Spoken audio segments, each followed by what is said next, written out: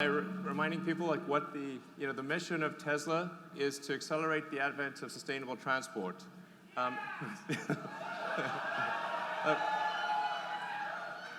I think you guys know, it's incredibly important that we move to a sustainable world sooner rather than later. The sooner we do it, the better it is, and and it's important to show that. That any type of car can go electric. We showed that you could make a compelling sports car with the Roadster, and that could go electric. And we showed that you could do it with a sedan, and now we're going to show that you can do it with an SUV.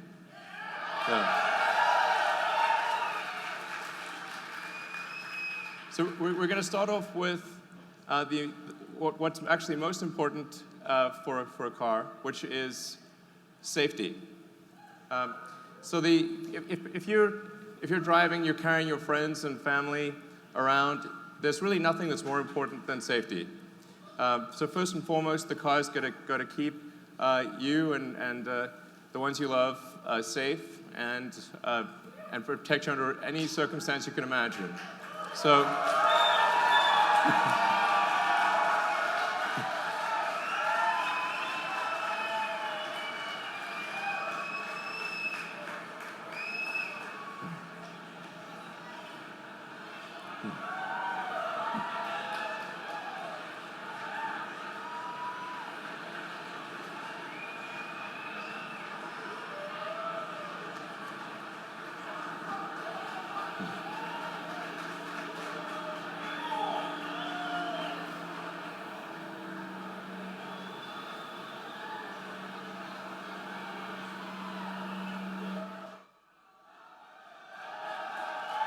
All right.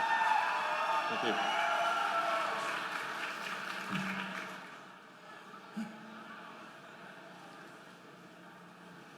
So there you have the Model X. I'm going to talk a lot more about the details of the car, but I'm going to start off with safety. With the Model X, we've created the safest SUV ever. It's the first SUV that's 5 stars in every category. So,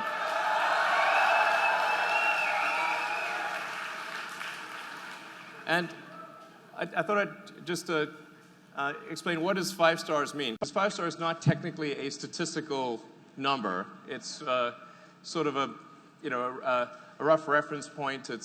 And what it actually means is it describes the probability of a serious injury in a high-speed accident.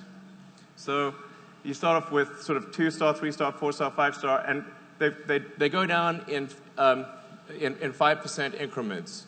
A 4-star would be a 15% probability of injury in a high-speed accident. 5-star would be 10%. Hypothetically, if there was a 6th star, it would be at 5%. And we've been able to get with the Model X an expected rating of about 6.5%. So.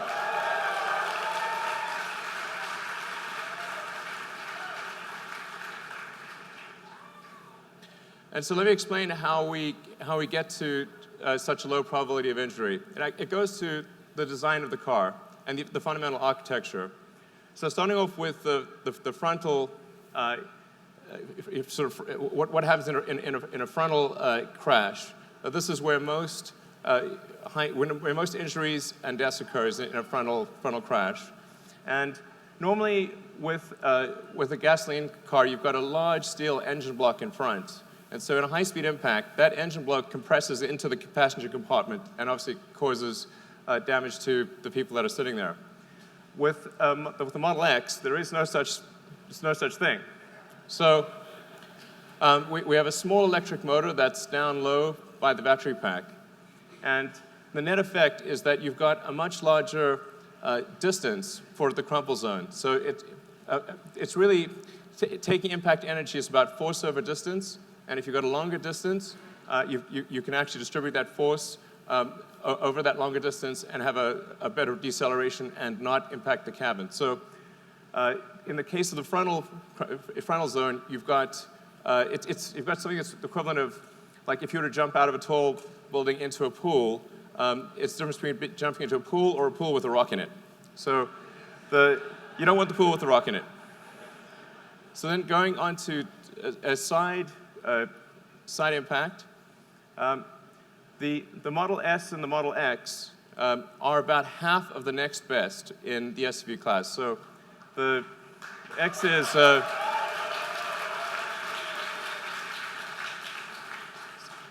the side pole intrusion is only 215 millimeters in the Model X, and that's compared to the next best SUV, which is about double that number. And let's see what that looks like in pictures. So this is what it looks like with a side. This is the actual side pole test for the Model X compared to the next best SUV in the world. Yeah.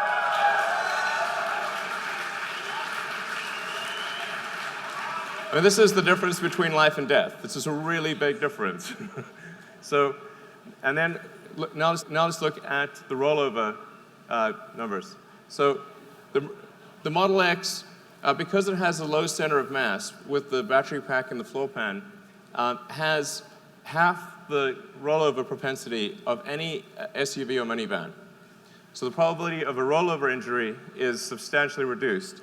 And you can see this in the architecture. We start with the pack, and that pack provides a stiffening member for the whole car. It provides a very strong foundation for the whole car, lowering the center of mass, and serving as a load transfer medium to the rest of the vehicle. So whereas a gasoline car really just has thin corrugated sheet metal at the base and can't transfer the load in a side impact.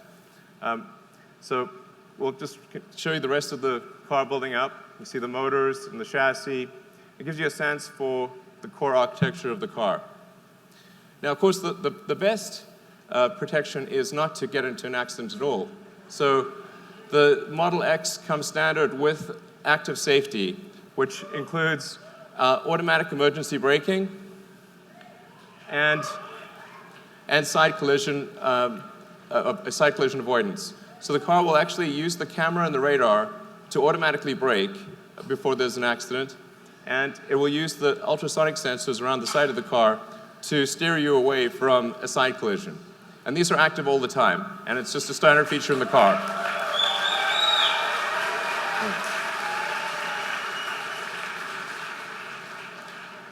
Now the third thing, which is sort of topical, is air safety. Now, we designed the car well before recent events. So it just happens to have, there's recent events have illustrated the importance of air safety. And we have with the Model X the first true HEPA filter in a car. So why is it important to have a particulate filter? Why is it important to have a gas filter in the car? It's because this translates to a real change in life expectancy. So these are the most conservative numbers we could find on the internet, like the most conservative. They go way worse than this. This is basically the least bad thing that would happen if you lived in these cities. So, and now let's take a look at the filters themselves. I want to show you just how much of a difference this is. The top one is our primary air filter. The one on the left and the bottom is our secondary air filter. The one on the right is a normal car air filter. I think we've got some of those here. So this is what a normal car filter looks like. It's really quite small. This is the primary air filter of the Model X, and this is the secondary air filter. Our secondary air filter is bigger than the primary air filter of a typical car. So and not only is it 10 times larger area, but the quality of the filter is greater. So that translates to a several hundred-fold improvement in the filtration capability. It is 300 times better at filtering bacteria, 500 times better at allergens, 700 times better at soot smog, and 800 times better at filtering viruses. And this is on a bad day. So this is the minimum passing grade when it's just operating and it's at its worst. So, and yeah. So in addition to the particle filters, we have 3 layers of active carbon. So we've got one universal adsorbent layer, that's the initial layer. Then we've got another activated carbon layer that's meant for acid gases, and another one for alkaline gases. The net effect of the air filtration system is that you have air cleanliness levels which are comparable to a hospital operating room in the car. And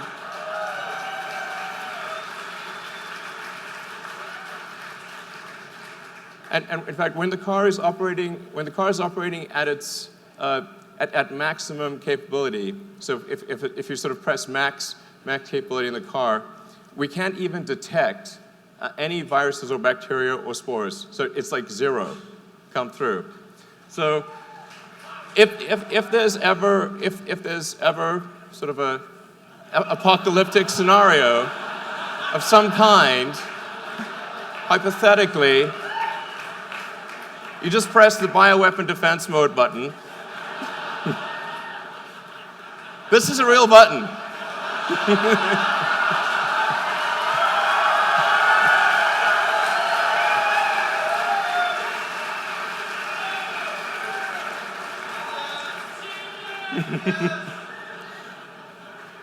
So what, yeah, we're trying to be a leader in apocalyptic defense scenarios. So let's move on to the car itself. Like, what's cool and fun about the car? Doors and windows. Okay. So you're obviously familiar with the Falcon Wing door. What we also have is an auto-presenting front door. So what it'll do is it'll triangulate my position and detect that I am moving towards the front door. It will open the front door without me touching anything. I will sit down and it will close the door, like an invisible chauffeur. Yeah.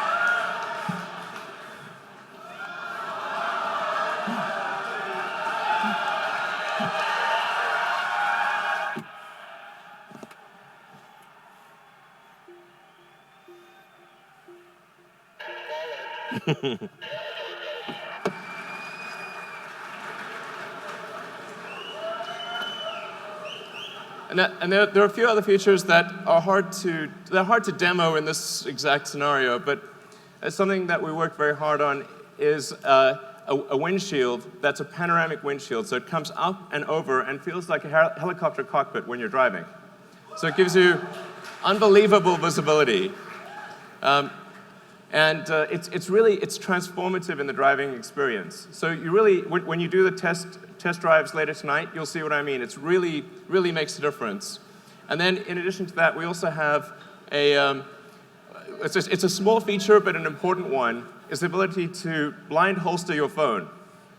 So this is like one of those things where it's small, but it's important. Instead of having to fiddle with a bunch of wires to plug in your phone, you can basically take it out of your pocket and blind holster it. It'll automatically fit, and there are adapters for every variant of popular phone.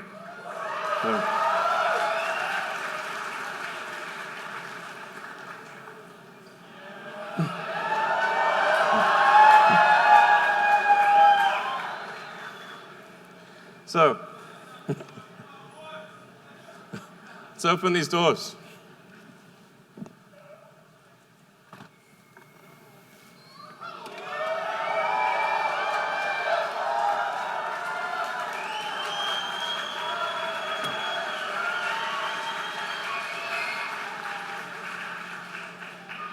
So the reason we created these doors was originally we were trying to solve a problem, which is how do you access the third row if you have child seats in the second row? And I encountered this problem when I first got a gasoline SUV, and I had twins, and once you put them in the second row, you couldn't access the third row. So we wanted to have an opening that was big enough so that you could do that. So you could have real utility of the third row, even if you have kid seats in the second row. So you basically just press the button, the seats will go forward, and I can step directly in. So.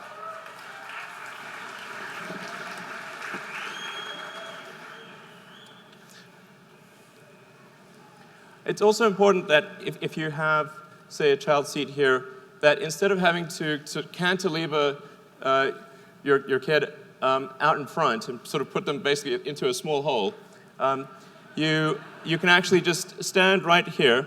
You can actually step into the car if you want, and you can just put your child down in the child seat. It makes a huge difference in terms of back strain and comfort.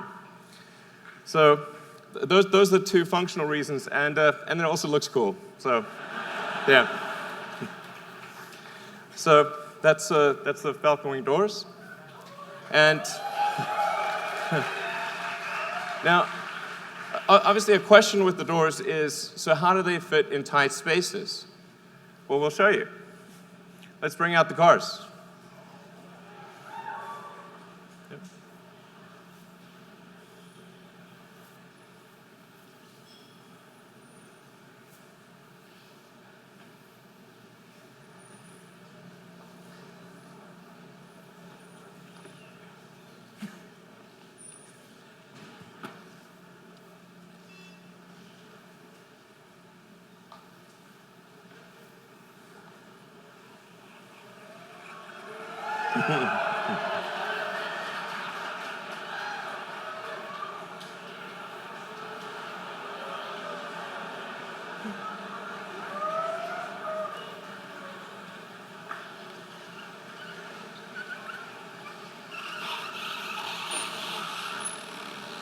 So the scenario we're going to show you here is if you've ever been in a parking lot and someone parked real close.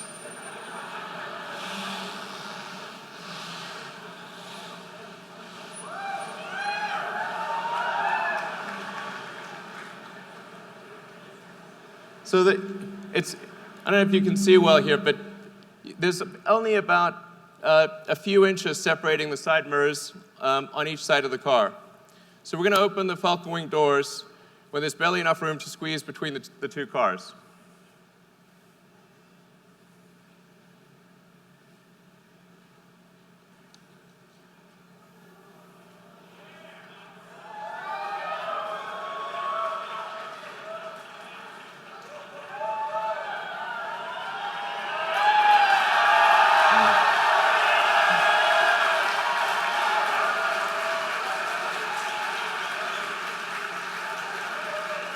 So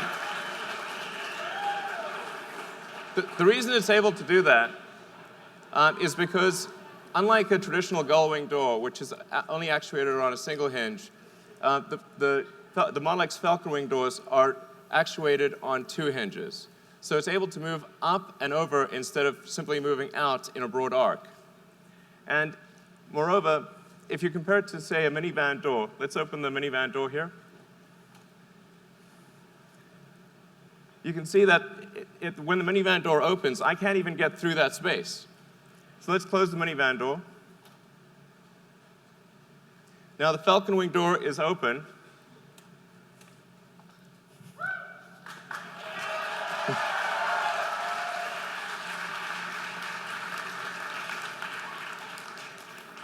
So our goal was to create an aperture that was more functional than a minivan door, and I think the team has succeeded. So I think it's the best aperture out there.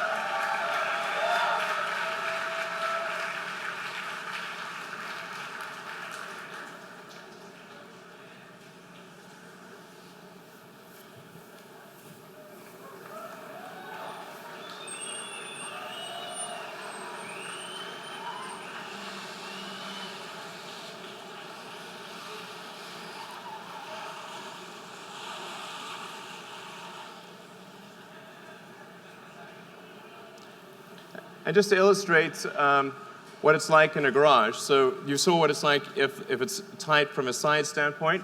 Well, what if you have a low garage? That's one of the most common questions I get about the Model X. The car actually automatically senses what the roof height is. So there are ultrasonic sensors in the roof of the car that calculate the roof height and automatically compute a new opening arc depending upon what the height of the ceiling is and what the side obstacles are.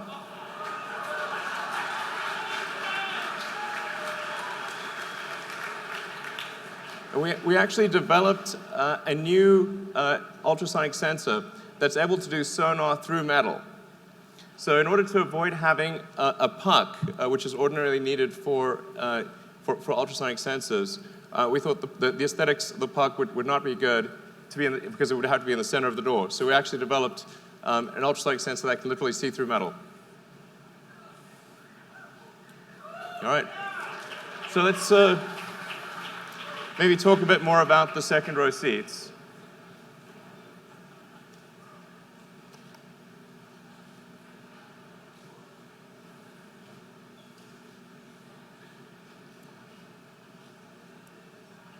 So normally second row seats in a car don't get a lot of love. So let's show you what second row seats typically look like in a car. So that's sort of what second row seats normally look like. But particularly when you open something and it's silhouetted as it does with the Falcon Wing door, it tends to create a halo around the seat. So we put a lot of effort into creating a beautiful seat. And not only is the seat, I think, probably the best looking second seat, if that's a superlative, ever, but it actually provides more functionality because you have a flat floor and you can stow if something. So if you've got a backpack or a laptop or a handbag, you can stow that under the seat instead of having it at your feet. So it actually provides utility as well as aesthetics. All right. And speaking of utility, let's see what the Model X can really carry.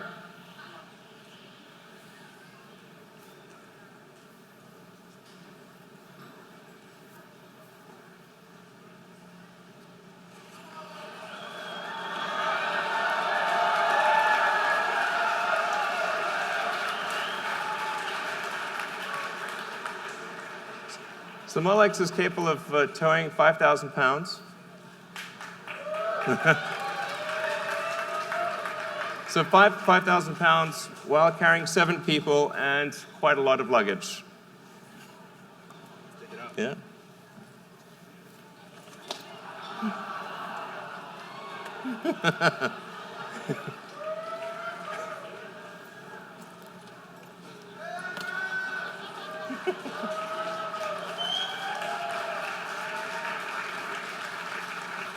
And of course, let's not forget about the front. Where's the stroller? Yes, we need the stroller.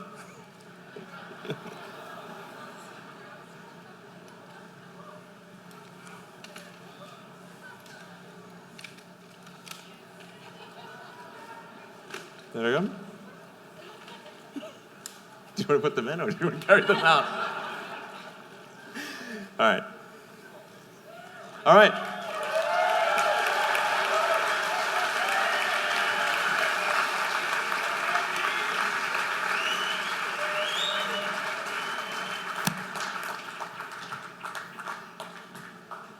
All right, so there you have it. Model X carrying seven people, a 5,000-pound trailer, and I lost count of how many bags, and a stroller.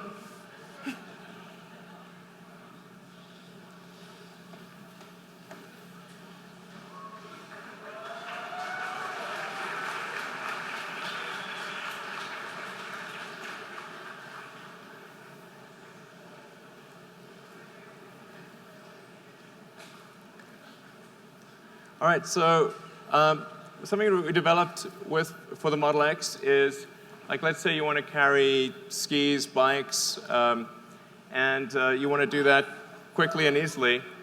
We made an accessories hitch that can be put on by a kid in approximately 10 seconds. Thank you. I think that was more like 5 seconds. So the accessories hitch can carry up to 4 bikes or up to 6 sets of skis. And you can close the trunk and have full functionality with the rest of the car.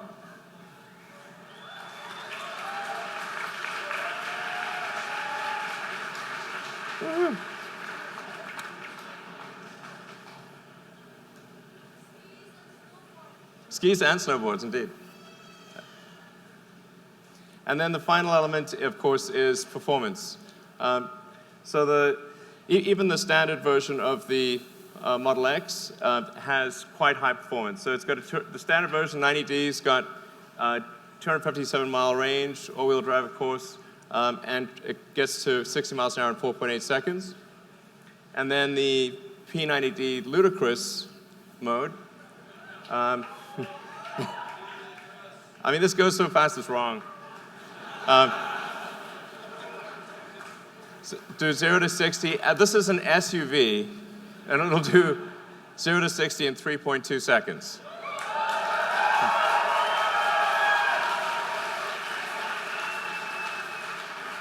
All right. So with that, let's hand over the post-production cars.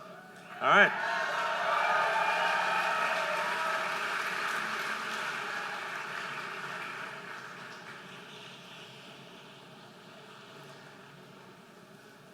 All right, so let's see, VIN 6. Hey, Ara. What's up, man? Amazing. Hey. Congratulations. Such an awesome job. All right, cool. Nice license plates. All right. Great work. All right.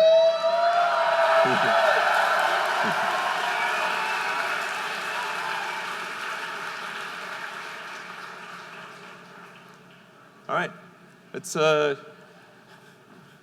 5.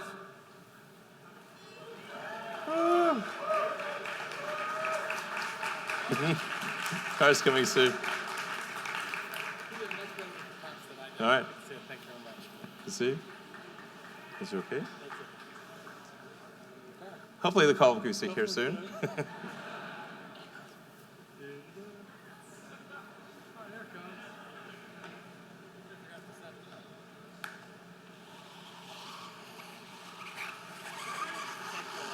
All right, thanks.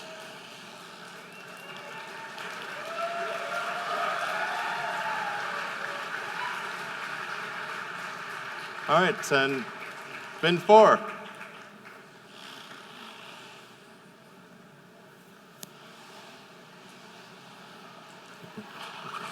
Standing for Sergey. All right. All right.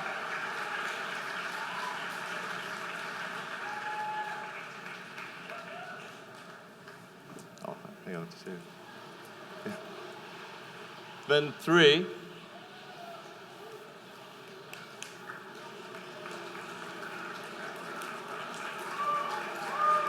All right. Good to see you. Absolutely. Congratulations. Thanks. Hey. Thank you.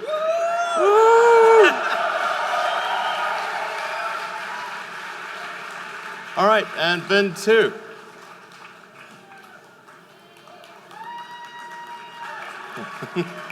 All right. Yeah, man. All right.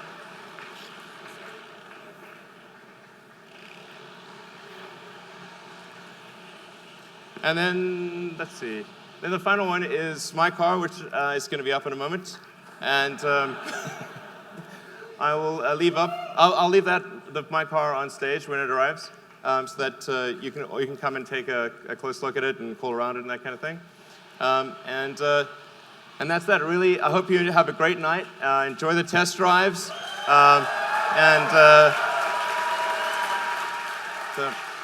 I'd like to thank you, and like to thank the Tesla team who worked super hard to make this night work. All right, thanks. Have a good night.